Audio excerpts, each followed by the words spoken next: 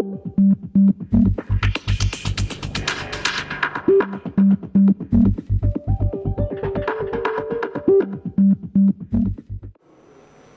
my name is Timothy from Netlog.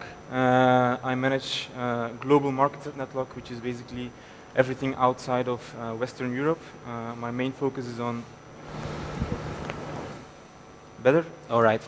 My main focus is on Middle East, Turkey, and Eastern Europe at the moment.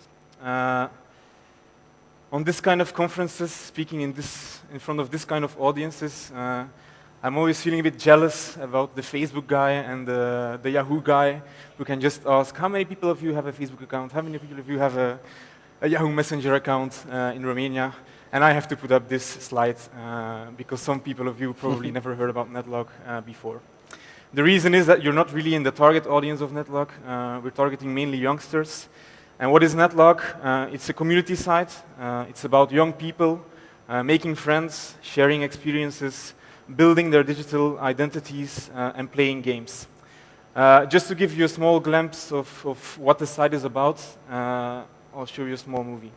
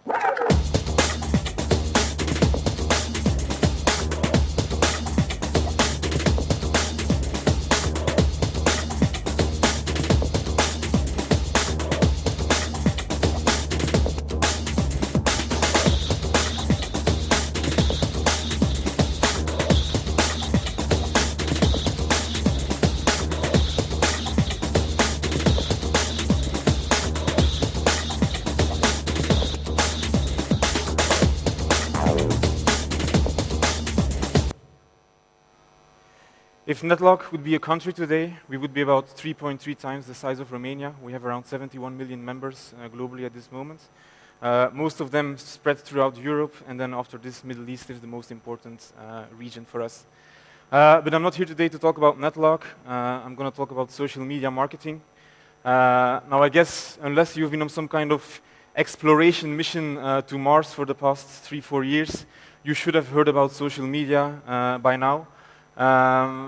You should have heard about how it is changing the way people communicate amongst each other, how brands communicate with people, with sometimes dramatic statements, such as the end is near for traditional advertising. And I'm sure if you've been on conferences like these before, that some of the quotes popping up on the screen behind me must sound familiar to you. Everybody's talking about engagement, consumer-driven marketing, viral marketing, brand ambassadors, and those kind of things. So I think you've heard these stories before, and I would propose not to talk about this today. What I want to do today is go a bit more into practice, a small bit of theory, and mainly show you what have brands been doing on our platform, what have brands and their creative agencies been doing, mainly targeted at the youngsters, how to really reach out to youngsters on social networks. Now, one of the other metaphors that is often used is that social media is like a cocktail party. There is even a book written with this title, with obvious statements like you as a brand should not be the uninvited guest at this party, or you should not be this kind of guy who is showing off and trying to draw attention all the time, trying to impress while he shouldn't and just act normal. Now, if you talk about youngsters, is social media a cocktail party? Because when I think about cocktail parties, this kind of image pops up in my head. It's a bit more formal, a bit older people, while when I talk about youngsters, it's more these kind of images that cross my mind.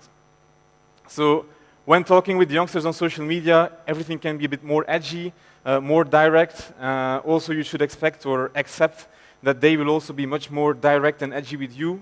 Feedback you get from youngsters is not always what you're used to from older people. But in principle, the rules of behavior, the rules of engagement at a party remain the same, whether it's old or young people. What do? You start some easy talks, you entertain people, you bring them a nice story as a brand, not necessarily about your brand as such, but just get their attention by telling stories, give them compliments, share likes, share dislikes, these kind of things. Now, what does this lead to? You talk to people, they talk to other people. You talk with are standing on a party talking with somebody, their friends see it, they come and join your conversation and try to find out what you're talking about. You can buy them drinks, give them freebies, whatever you can think of to make this analogy. Or you can invite them to visit your place. Your place can be two things. Can be your place really, away from the party. Typically, for example, you try to take people from a site like Netlog, Facebook, MySpace, or whatever, to your microsite, where you have built some very nice island of yours within the whole big ocean of the internet. Now, what is the disadvantage of this? That you are taking away people, and whatever happens in your place, unless you made your site very, very social and very well integrated with those social networks, nobody sees what's happening in your place. It's like they're off, and there is no viral effect at all. On the other hand, what you can also do is kind of invite them to the VIP section, which would be a fan page on Facebook, a brand page on Netlog, and these kind of things. Everything that happens in these spaces is viral. People see what is happening. They see, hey, my friend is getting this nice treatment, or this cool contest is going on, and they want to join. So it's you keep people on the spot, you keep interacting immediately, and you spread much more rapidly to a wider audience. Now, I guess you've all been through the 90s, and this phrase sounds pretty familiar to you. One of the songs of those days, who rocks the party that rocks the body? The answer is, content rocks the party that rocks the body. Why? Content is like your invitation. It kind of shows people the style of the party, the style of the venue.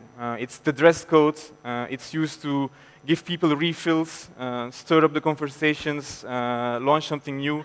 Because in general, people like to express themselves, but most people also do some kind of guidelines to express themselves within. There are various examples of fan pages or Twitter pages or whatever gone wrong.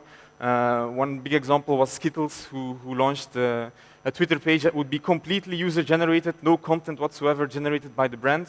And it ended up in one big massacre because of this lack of content as a guideline to keep people busy with the right things. And then you end up with situations like these or these at your party. Now, when talking about youngsters, we see 5 main drivers that you can work on as a brand, which are actually also the main drivers that drive our site as a website. The first one is self-expression. People are on the site to express themselves, and you as a brand, if through what you do on the platform, you enable people to express themselves through your brand, it's a guarantee for success. People want to be different.